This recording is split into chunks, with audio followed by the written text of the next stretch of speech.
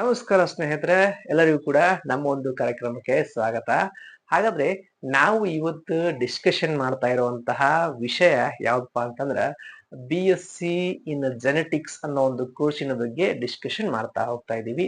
So ಹಾಗಾದ್ರೆ ಈ ಒಂದು ವಿಡಿಯೋದಲ್ಲಿ ನಾವೇನೆಲ್ಲ ಕವರ್ ಮಾಡ್ತಾ ಇದೀವಿ ಅಂತಂದ್ರ ಈ ಒಂದು ಕೋರ್ಸ್ ಅಂತಂದ್ರೆ ಏನು, ಇದರ ಎಲಿಜಿಬಿಲಿಟಿ ಏನು, ಈ ಒಂದು ಕೋರ್ಸಿನ ಡ್ಯೂರೇಷನ್ ಎಷ್ಟು ವರ್ಷ ಇರ್ತತಿ, ಇದಕ್ಕೆ ಏನಾದ್ರು ಎಂಟ್ರನ್ಸ್ ಎಕ್ಸಾಮ್ಸ್ ಗಳಿದಾವ, ಅದಾದ್ಮೇಲೆ ಈ ಒಂದು ಕೋರ್ಸ್ ಒಳಗಡೆ ಏನೆಲ್ಲ ಸಬ್ಜೆಕ್ಟ್ ಗಳನ್ನ ಕಲಿತೀವಿ ನಾವು, ಬೇಸಿಕ್ ಸಬ್ಜೆಕ್ಟ್ ಗಳನ್ನ. ಅದಾದ್ಮೇಲೆ ಈ ಒಂದು ಕೋರ್ಸ್ ನ ಮಾಡಿದಾಗ ನಮಗೆ ಜಾಬ್ ಅಪಾರ್ಚುನಿಟಿಗಳು ಏನಿರ್ತಾವ, ಅದಾದ್ಮೇಲೆ ಇದರ ಒಂದು ಸ್ಯಾಲರಿ ಸ್ಕೇಲ್ ಏನು, ಹಾಗೆ ಅದರ ಜೊತೆಗೇನೆ ಈ ಒಂದು ಕೋರ್ಸ್ ನ ಮಾಡಿದಾಗ ಹೈಯರ್ ಎಜುಕೇಶನ್ ಏನಿರುತ್ತೆ ಅಂತೇಳಿ ಕಂಪ್ಲೀಟ್ ಆಗಿ ನಿಮ್ಗ ಈ ವಿಡಿಯೋದೊಳಗಡೆ ವಿತ್ ಇನ್ 10 ಮಿನಿಟ್ಸ್ ಒಳಗೆ ನಿಮ್ಗೆ ಇನ್ಫಾರ್ಮೇಶನ್ ನ ಕೊಡ್ತಾ ಹೋಗ್ತೀನಿ. ಹಾಗಾದ್ರೆ ಯಾರೆಲ್ಲ ನಮ್ಮ ಚಾನಲ್ಗೆ ಹೊಸದಾಗಿ ವಿಸಿಟ್ ಮಾಡಿದ್ರಲ್ಲ, ನಮ್ಮ ಚಾನಲ್ ನ ಸಬ್ಸ್ಕ್ರೈಬ್ ಮಾಡೋದನ್ನ ಮರಿಬೇಡಿ. ಅದೇ ರೀತಿ ಈ ವಿಡಿಯೋನ ಸ್ಟಾರ್ಟ್ ಮಾಡೋಣ. ಮೊದಲಿಗೆ ಈ ಒಂದು ಕೋರ್ಸ್ ಯಾವುದರ ಮೇಲೆ ಬ್ಲೆಂಡ್ ಆಗಿರ್ತೈತಿ ಅಂತ ಕೇಳಿದ್ರೆ, ಸೊ ಇದು ಕಂಪ್ಲೀಟ್ ಆಗಿ ನಿಮ್ಗ ಜೆನೆಟಿಕ್ಸ್, ಹೆರಿಡಿಟಿ ಹಾಗೂ ನಾವು ಜಿನೋಮಸ್ ಮೇಲೆ ಕಂಪ್ಲೀಟ್ ಆಗಿ ಡಿಪೆಂಡ್ ಆಗಿರ್ತದೆ. ಅದರೊಳಗಡೆ ನಾವು ಇದ್ರೊಳಗಡೆ ಏನೋ ಸ್ಟಡಿ ಮಾಡ್ತೀವಿ ಮೊದಲಿಗೆ. ಓಕೆ, ಹಾಗಾದ್ರೆ ಈ ಒಂದು ಕೋರ್ಸ್ ನ ಮಾಡ್ಲಿಕ್ಕೆ ನಮಗೆ ಏನ್ ಎಲಿಜಿಬಿಲಿಟಿ ಇರ್ಬೇಕಂತ ಕೇಳ್ಬೋದು ನೀವು. ಸೊ ಇದರ ಎಲಿಜಿಬಿಲಿಟಿ ಬಂದ್ಬಿಟ್ಟು ನೀವು PUC ಸೈನ್ಸ್ ಒಳಗಡೆ ಪಾಸ್ ಆಗಿರ್ಬೇಕು. ನಿಮ್ಮ ಕಾಂಬಿನೇಷನ್ ಫಿಸಿಕ್ಸ್, ಕೆಮಿಸ್ಟ್ರಿ, ಬಯಾಲಜಿ, ಅದರ ಜೊತೆಗೇನೆ ಮ್ಯಾಥಮೆಟಿಕ್ಸ್ ಕೂಡ ನೀವು ತಗೊಂಡಿರ್ಬೇಕು. ಸೊ ಅದರ ಎಕ್ಸಾಂಪಲ್ ಈಗ PCMB ಅನ್ನೋ ಒಂದು ಕಾಂಬಿನೇಷನ್ ಬರ್ತಲ್ಲ, ಅವ್ರು ಈ ಒಂದು ಕೋರ್ಸ್ ನ ಮಾಡ್ಲಿಕ್ಕೆ ಎಲಿಜಿಬಲ್ ಆಗ್ತೀರಿ. PCB ಅವರು ಕೂಡ ಎಲಿಜಿಬಲ್ ಆಗ್ತೀರಿ, but depends on the university. Okay, so ಅದ್ಮೇಲೆ ನೆಕ್ಸ್ಟ್ ಏನಪ್ಪಾ ಅಂತಂದ್ರ ಈ ಒಂದು ಕೋರ್ಸ್ ನ ಮಾಡ್ಲಿಕ್ಕೆ ನಮಗ ಎಷ್ಟು ಪರ್ಸೆಂಟೇಜ್ ನಾವು ಹೊಂದಿರ್ಬೇಕ್ರಿ ಪ್ರೀವಿಯಸ್ ಇಯರ್ ಒಳಗಡೆ ಅಂತ ಕೇಳ್ಬೋದು ನೀವು. ಸೊ ನಿಮ್ಮ ಪರ್ಸೆಂಟೇಜ್ ಅಪ್ರಾಕ್ಸಿಮೇಟ್ಲಿ 50% ನೀವು ಹೊಂದಿರ್ಬೇಕಾಗ್ತದೆ. ಓಕೆ, ಸೊ ಅದಾದ್ಮೇಲೆ ನೆಕ್ಸ್ಟ್ ಏನಪ್ಪಾ ಅಂತಂದ್ರ ಈ ಒಂದು ಕೋರ್ಸ್ ಅನ್ನ ಮಾಡಿದಾಗ ನಾವು ಏನಾದ್ರೂ ಎಂಟ್ರನ್ಸ್ ಎಕ್ಸಾಮ್ಸ್ ಗಳು ಇರ್ತಾವ ಅಂತ ಕೇಳ್ಬೋದು ನಿಮ್ಗ. ಸೊ ಕಾಮನ್ ಆಗಿ ಈ ಒಂದು ಎಂಟ್ರನ್ಸ್ ಎಕ್ಸಾಮ್ ಗಳ ಅಥವಾ ಈ ಒಂದು ಎಂಟ್ರನ್ಸ್ ಯಾವ ತರ ಇರುತ್ತಂದ್ರ ನಿಮ್ಮ PUC ರಿಸಲ್ಟ್ ಮೆರಿಟ್ ಮೇಲೆ ಇರ್ತದ. ಅದನ್ನ ಹೊರತುಪಡಿಸಿ ಈ ಒಂದು CUT ಅನ್ನೋ ಒಂದು ಎಂಟ್ರನ್ಸ್ ಎಕ್ಸಾಮ್ಸ್ ಗಳು ಬರ್ತಾವ, ಅಂದ್ರೆ ಕಾಮನ್ ಯೂನಿವರ್ಸಿಟಿ ಎಂಟ್ರನ್ಸ್ ಟೆಸ್ಟ್ ಅಂತ ಬರ್ತಾವು ಈ ಅಂಡರ್ ಗ್ರಾಜುಯೇಟೆಡ್ ಕೋರ್ಸ್ ಗಳಿಗೆ. ಸೊ ಅವುಗಳನ್ನು ನೀವು ಎಂಟ್ರನ್ಸ್ ಎಕ್ಸಾಮ್ಸ್ ಗಳನ್ನ ಪಾಸ್ ಆಗಿ ನೀವು ಈ ಒಂದು ಅಡ್ಮಿಷನ್ ತಗೋಬಹುದು. ಸೊ ಆಮೇಲೆ ನೆಕ್ಸ್ಟ್ ಏನಪ್ಪಾ ಅಂತಂದ್ರ ಈ ಒಂದು ಕೋರ್ಸ್ ನ ಮಾಡಿದಾಗ ನಾವು ಇದನ್ನ ಎಷ್ಟು ವರ್ಷ ಕಲಿಬೇಕ್ರಿ ಈ ಕೋರ್ಸ್ ಅಂತ ಕೇಳಿದ್ರೆ, ಇದರ ಡ್ಯೂರೇಷನ್ ಬಂದ್ಬಿಟ್ಟು ನಿಮ್ಗ ಅಪ್ರಾಕ್ಸಿಮೇಟ್ಲಿ 3 ಇಯರ್ಸ್ ಇರ್ತದ. ಇದನ್ನ ನಿಮ್ಗ 6 ಸೆಮಿಸ್ಟರ್ ಸ್ಪ್ಲಿಟ್ ಮಾಡಿರ್ತಾರ. ಓಕೆ, ಅಂದ್ರೆ ಪ್ರತಿ ವರ್ಷಕ್ಕೂ ಕೂಡ 2 ಸೆಮಿಸ್ಟರ್ ತರ ನಿಮ್ಗ ಸ್ಪ್ಲಿಟ್ ಮಾಡಿರ್ತಾರ.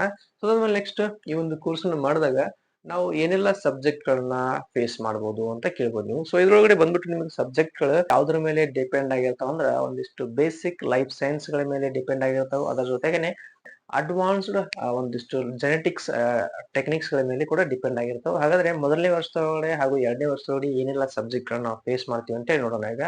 ಸೊ ಮೊದಲನೇ ಹಾಗೂ 2ನೇ ವರ್ಷದೊಳಗಡೆ ಬರುವಂತಹ ಸಬ್ಜೆಕ್ಟ್ ಗಳು ಯಾವಪ್ಪ ಅಂತಂದ್ರ ಇಲ್ಲಿ ಸೆಲ್ ಬಯಾಲಜಿ ಅಂತ ಕಲಿತಾರ, ಆಮೇಲೆ ಬೇಸಿಕ್ ಜೆನೆಟಿಕ್ಸ್ ಅಂತ ಕಲಿತಾರ, ಅದ್ರ ಜೊತೆಗೇನೆ ಮೈಕ್ರೋ ಬಯಾಲಜಿ ಅಂತ ಕಲಿತಾರ, ಬಯೋಕೆಮಿಸ್ಟ್ರಿ ಅಂತಾನು ಕೂಡ ಕಲಿತಾರ, ಅದ್ರ ಜೊತೆಗೆ ಬಯೋಸ್ಟಾಟಿಸ್ಟಿಕ್ಸ್ ಅಂತಾನು ಕೂಡ ಈ ಒಂದು ಸೆಕೆಂಡ್ ಇಯರ್ ಹಾಗೂ ಫಸ್ಟ್ ಇಯರ್ ಒಳಗಡೆ ಕಲಿತಾರ. ಇನ್ನು ಥರ್ಡ್ ಇಯರ್ ಬಂದಾಗ ನಾವ್ ಏನೆಲ್ಲ ಸಬ್ಜೆಕ್ಟ್ ಗಳನ್ನ ಕಲಿಬಹುದ್ರಿ ಅಂತ ಕೇಳ್ಬೋದು ನೀವು. ಸೊ ಇದ್ರೊಳಗಡೆ ನಿಮ್ಗೆ ಸಬ್ಜೆಕ್ಟ್ ಗಳು ಬಂದ್ಬಿಟ್ಟು ಕಂಬೈನ್ಡ್ DNA ಟೆಕ್ನಾಲಜಿ ಅಂತ ಕಲಿತೀರಾ, ಅದರ ಜೊತೆಗೆ ನೀವು ಇಲ್ಲಿ ಮಾಲಿಕ್ಯುಲರ್ ಹ್ಯೂಮನ್ ಜೆನೆಟಿಕ್ಸ್ ಅಂತ ಕಲಿತೀರಾ, ಆಮೇಲೆ ನೀವು ಇಲ್ಲಿ ಸೈಟೋಜೆನೆಟಿಕ್ಸ್ ಅಂತ ಕಲಿತೀರಾ, ಆಮೇಲೆ ಜಿನೋಮಸ್ ಅಂತ ಕಲಿತೀರಾ, ಜೆನೆಟಿಕ್ ಇಂಜಿನಿಯರ್ ಅಂತ ಕೂಡ ನೀವು ಇದ್ರೊಳಗಡೆ ಕಲಿತೀರಾ. ಸೊ ಇದು ಥರ್ಡ್ ಇಯರ್ ಒಳಗಡೆ ಬರುವಂತ ಸಬ್ಜೆಕ್ಟ್ ಗಳು. ಸೊ ಇದನ್ನ ಹೊರತುಪಡಿಸಿ ನಿಮ್ಗೆ ಲ್ಯಾಬ್ ಟ್ರೈನಿಂಗ್ ಅಥವಾ ಲ್ಯಾಬ್ ಪ್ರಾಕ್ಟೀಸ್ ಒಳಗಡೆ ಏನೆಲ್ಲ ಕಲಿತೀರಾ ಅಂತಂದ್ರೆ ನೀವು ಇಲ್ಲಿ ಕಂಪ್ಲೀಟ್ ಆಗಿ ಏನ್ ಟೆಕ್ನಿಕ್ಸ್ ಗಳಿರ್ತಾವ ಲ್ಯಾಬ್ ಒಳಗಡೆ, ಅಂದ್ರೆ ಎಕ್ಸಾಂಪಲ್ ಈಗ DNA ಎಕ್ಸ್ಟ್ರಾಕ್ಷನ್ ಆಗಿರ್ಬೋದು ಅಥವಾ ಜೆಲ್ ಎಲೆಕ್ಟ್ರೋಫೋರೆಸಿಸ್ ಆಗಿರ್ಬೋದು, ಅದ್ರ ಜೊತೆಗೆ ನೀವು ಇಲ್ಲಿ ಕ್ರೋಮೋಸೋಮ್ಸ್ ಅನಾಲಿಸಿಸ್ ಆಗಿರ್ಬೋದು ಅಥವಾ PCR ಟೆಕ್ನಿಕ್ಸ್ ಆಗಿರ್ಬೋದು, ಇವುಗಳನ್ನೆಲ್ಲವನ್ನು ಟ್ರೈನಿಂಗ್ ನೀವು ಲ್ಯಾಬ್ ಪ್ರಾಕ್ಟೀಸ್ ಒಳಗಡೆ ತಗೊಂತೀರಾ. ಸೊ ಅದನ್ನ ಹೊರತುಪಡಿಸಿ ನೆಕ್ಸ್ಟ್ ಏನಪ್ಪಾ ಅಂತಂದ್ರ ಈ ಒಂದು ಕೋರ್ಸ್ ನ ಮಾಡಿದೀವಿ ನಾವು, ಇದ್ರೊಳಗಡೆ ನಮ್ಗ ಜಾಬ್ ಅಪಾರ್ಚುನಿಟಿಗಳು ಏನೆಲ್ಲ ಇರ್ತಾವ ಅಂತ ಕೇಳ್ಬೋದು ನೀವು. ಸೊ ಇದ್ರೊಳಗಡೆ ಜಾಬ್ ಅಪಾರ್ಚುನಿಟಿಸ್ ಬಂದ್ಬಿಟ್ಟು ನಿಮ್ಗ ಡಿಪೆಂಡ್ ಆಗೋದು ಎದ್ರ ಮೇಲೆಪಾ ಅಂತಂದ್ರೆ ಈ ಒಂದು ಜೆನೆಟಿಕ್ಸ್ ಅಥವಾ DNA ಅಥವಾ RNA ಅಥವಾ ಹೆರಿಡಿಟಿ ಮೇಲೆ ಡಿಪೆಂಡ್ ಆಗಿರ್ತದ.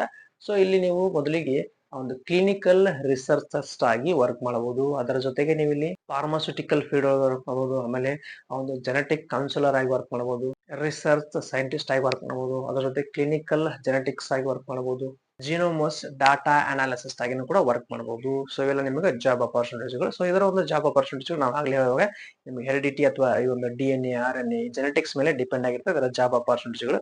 ಸೊ ಇದನ್ನ ಹೊರತುಪಡಿಸಿ ಇನ್ನ ಇದರೊಳಗಡೆ ಬರುವಂತಹ ಸ್ಯಾಲರಿ ಸ್ಕೇಲ್ ಎಷ್ಟು ಈ ಒಂದು ಕೋರ್ಸ್ ನ ಮಾಡಿದಾಗ ಅಂತ ಕೇಳಿದ್ರೆ, ಸೊ ಡಿಫರೆಂಟ್ ಕ್ಯಾಟಗರೀಸ್ಗೆ ಡಿಫರೆಂಟ್ ಸ್ಯಾಲರಿ ಇರ್ತಾವ. ಎವರೇಜ್ ಸ್ಯಾಲರಿ ನಿಮ್ಗೆ ಫ್ರೆಶರ್ ಆಗಿ ಜಾಯ್ನ್ ಆದಾಗ approximately 3 lakh to 5 lakh per annum ಇರ್ತೈತಿ. ನಿಮ್ಮ ಎಕ್ಸ್ಪೀರಿಯನ್ಸ್ ಅಥವಾ ನಿಮ್ಮ ಸ್ಕಿಲ್ ಡೆವಲಪ್ಮೆಂಟ್ ಮೇಲೆ ನಿಮ್ಮ ಸ್ಯಾಲರಿ ಇನ್ಕ್ರೀಸ್ ಆಕೊಂತ ಹೋಗುತ್ತೆ. ಎಕ್ಸಾಂಪಲ್ 6 ಇಂದ 8, 8 ಇಂದ 10 ಲ್ಯಾಕ್ ಈ ತರ ನಿಮ್ದು ಸ್ಯಾಲರಿ ಇನ್ಕ್ರೀಸ್ ಆಕೊಂತ ಹೋಗುತ್ತೆ. ಇದು ನಿಮ್ಮ ಸ್ಯಾಲರಿ ಸ್ಕೇಲ್ ಆಯ್ತು.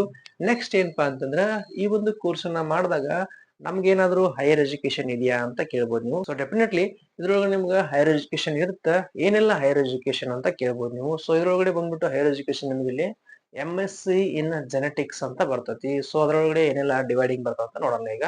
MSc ಇನ್ ಹ್ಯೂಮನ್ ಜೆನೆಟಿಕ್ಸ್ ಆಗಿರ್ಬೋದು, MSc ಇನ್ ಮೆಡಿಕಲ್ ಜೆನೆಟಿಕ್ಸ್ ಆಗಿರ್ಬೋದು, MSc ಇನ್ ಬಯೋಟೆಕ್ನಾಲಜಿ ಅಂತಾನೂ ಕೂಡ ಮಾಡ್ಬೋದು ನೀವು. ಆಮೇಲೆ MSc ಇನ್ ಬಯೋ ಇನ್ಫಾರ್ಮೇಶನ್ ಅಂತಾನೂ ಕೂಡ ಮಾಡ್ಬೋದು ನೀವು. ಆಮೇಲೆ MSc in medical genetic counsellor ಆಗಿನೂ ಕೂಡ ನೀವು ಜಾಯಿನ್ ಆಗ್ಬೋದು. ಸೊ ಎಲ್ಲ ನಿಮ್ಗೆ ಹೈಯರ್ ಎಜುಕೇಶನ್. ನೋಡಿದ್ರಲ್ಲ ವಿದ್ಯಾರ್ಥಿಗಳೇ, ಇದು complete information about BSc in genetics ಅನ್ನೋ ಒಂದು ಕೋರ್ಸಿನ ಬಗ್ಗೆ. ಹಾಗಾದ್ರೆ ಈ ಒಂದು ಕೋರ್ಸಿನ ಬಗ್ಗೆ ಯಾರೆಲ್ಲ ಸರ್ಚ್ ಮಾಡ್ತಾ ಇರ್ತಾರಲ್ಲ, ಸೊ ಅವರಿಗೆ ಈ ಒಂದು ವಿಡಿಯೋನ ಶೇರ್ ಮಾಡಿ. ಅದೇ ರೀತಿ ನಮ್ಮ ಒಂದು ಚಾನೆಲ್ ನ ಸಬ್ಸ್ಕ್ರೈಬ್ ಮಾಡಿ, ಈ ವಿಡಿಯೋನ ಲೈಕ್ ಮಾಡಿ, ಶೇರ್ ಮಾಡಿ. Thank you for watching this video and please do subscribe our channel. Thank you.